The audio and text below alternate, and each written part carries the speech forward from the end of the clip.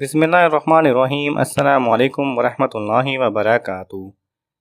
اللہ پاک نے زمین و آسمان میں بشمول جن و انس جو کچھ بھی پیدا کیا ہے، ہر چیز کو قوت سماعت اور قوت گویائی عطا فرمائی ہے۔ ہر چیز اپنی اپنی زبان میں اللہ کے ذکر میں مصروف ہے۔ ایسی تمام چیزیں جو اللہ پاک نے پیدا کی، جب ان کو کوئی چیز عطا کرتا ہے تو وہ اس پر شکر بھی ادا کرتی ہیں، اور جب ان کو کوئی تکلیف پہنچتی ہے تو وہ اس کا اظہار بھی کرتی ہیں۔ لیکن یہ اور بات ہے کہ اللہ نے ایسی آوازوں کو جن و انس سے پوشیدہ کر رکھا ہے۔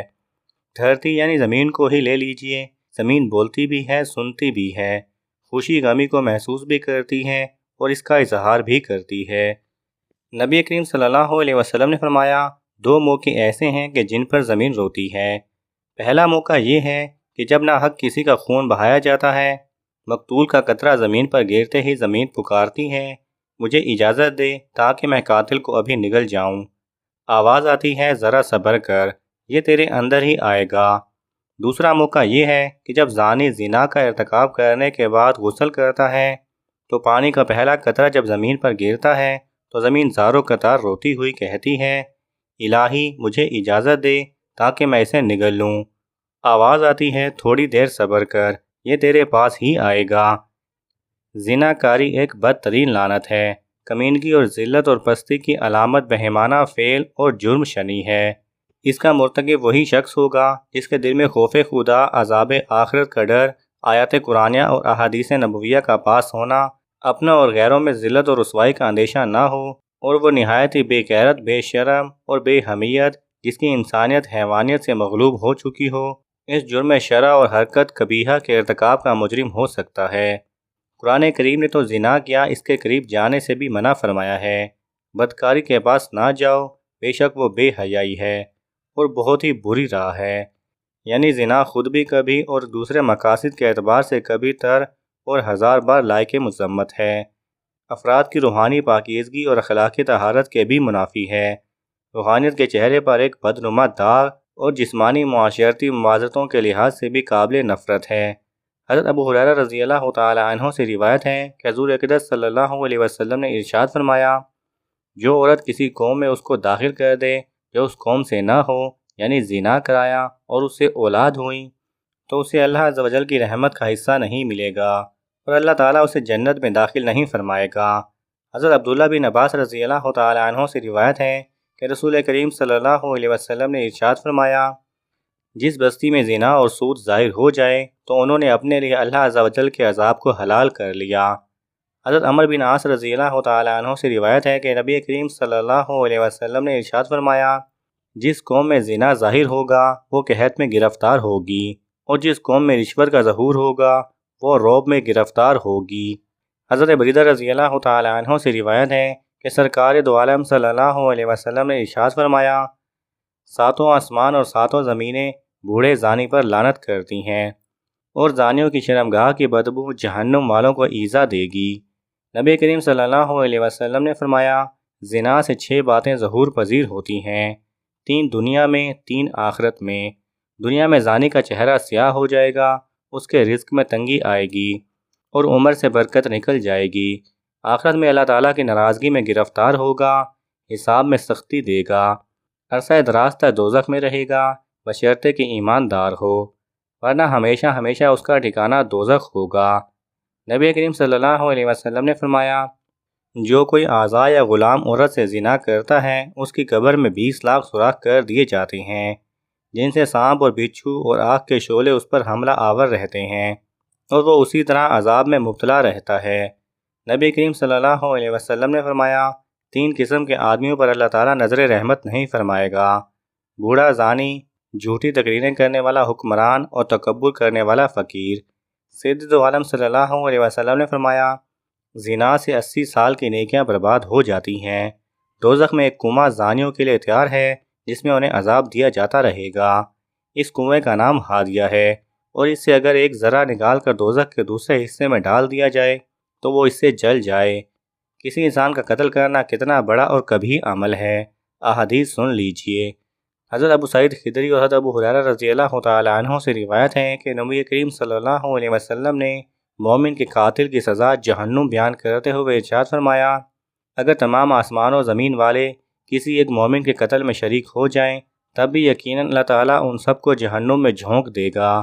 قتل و غارت گری، خون خرابہ، فتنہ و فساد اور ناحق خون بہانا اتنا بڑا جرم ہے کہ قیامت کے دن اللہ تعالیٰ ایسے مجرموں کو سب سے پہلے بے نقاب کر کے کیفر کردار تک پہنچائے گا۔ حضرت عبداللہ بن مسعود رضی اللہ تعالیٰ عنہ بیان کرتے ہیں کہ حضور نبی اکرم صلی اللہ علیہ وسلم نے خون کی شدت بیان کرتے ہوئے ارشاد فرمایا، قیامت کے دن سب سے پہلے خون ریزیت کا فیصلہ سنایا جائے گا۔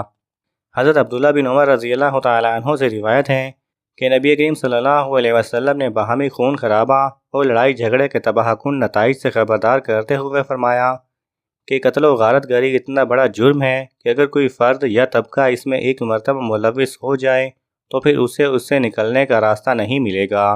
حضرت انس رضی اللہ تعالیٰ عنہ سے روایت ہے کہ تاجدار رسالت صلی اللہ علیہ وسلم نے ارشاد فرمایا، بڑے کبیرہ گناہوں میں ایک کسی کو کسی جان کو ناحق قتل کرنا ہے۔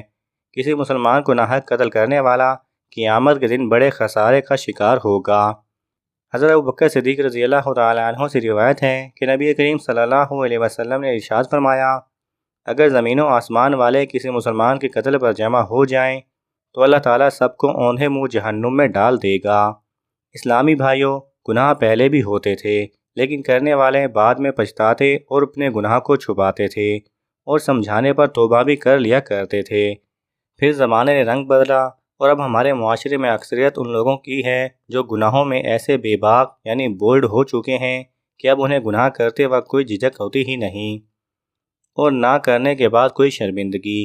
افسوس، آج نماز نہ پڑھنا، رمضان کے روزے چھوڑ دینا، سود و رشوت کا لین دین، زمینوں پر قبضہ، گلی کوچوں میں موبائل و رقم چھیننا، گالیاں بکنا، جوا کھیلنا، ناجائز بچوں کو پیدا ہوتے ہی قتل کر کے ان کی لاش کچرے کے ڈھیر پر پھینک دینا، بچیوں سے زیادتی کرنے کے بعد انہیں قتل کر دینا یا جلا دینا، اپنے عاشق نامراد کو پانے کے لیے سگی اولاد کو قتل کر دینا، گندی ویڈیوز سوشل میڈیا پر اپلوڈ کرنا، کسی کے چہرے پر تیزاب پھینکنا، قرض دبانا اور اس جیسے سینکڑوں گناہ بے باکی سے کیے جا رہے ہیں۔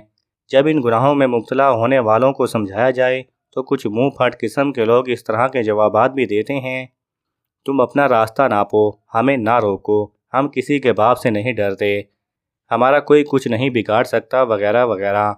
ذرا سوچئے، جب کوئی اپنی غلطی تسلیم ہی نہیں کرے گا وہ آئندہ اس سے بچے گا کس طرح؟ کیسے گناہوں پر شرمندہ ہو کر توبہ کرے گا؟ اس سے بھی تشویشناک بات یہ ہے کہ کچھ لوگ اتنے بے باک اور سرکش ہوتے ہیں کہ دوسروں کو بھی گناہوں کی ترغیب دیتے ہیں، اور اگر کوئی دوسروں کو نیکی کی دعوت دے کر گناہوں سے باز رہنے کا کہے تو یہ اس سے لڑائی جھگڑے پر اتر آتے ہیں۔ گناہ سے بڑا گناہ۔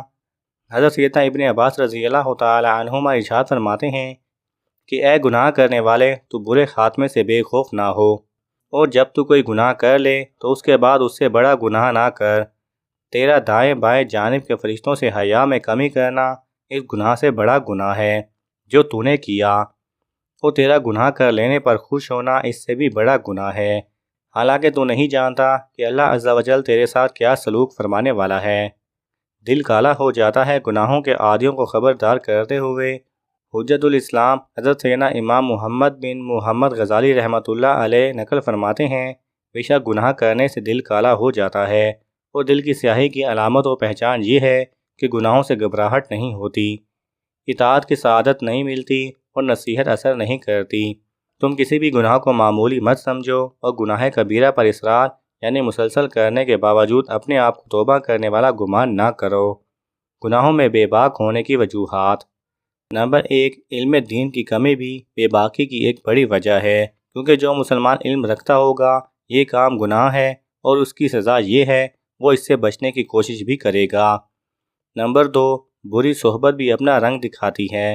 گالیاں بکنے والوں میں بیٹھنے والا گالیاں نہیں بکے گا تو اور کیا کرے گا۔ نمبر 3، حیا باقی نہ رہنا بھی ایک سبب ہے، کیونکہ ہمارے سچے نبی صلی اللہ علیہ وسلم نے بہت پہلے فرما دیا کہ جب تجھ میں حیا نہ رہے تو جو چاہے کر۔ اللہ پاک ہم سب کو اعمال صالحہ کرنے کی توفیق عطا فرمائے، آمین یا رب العالمین۔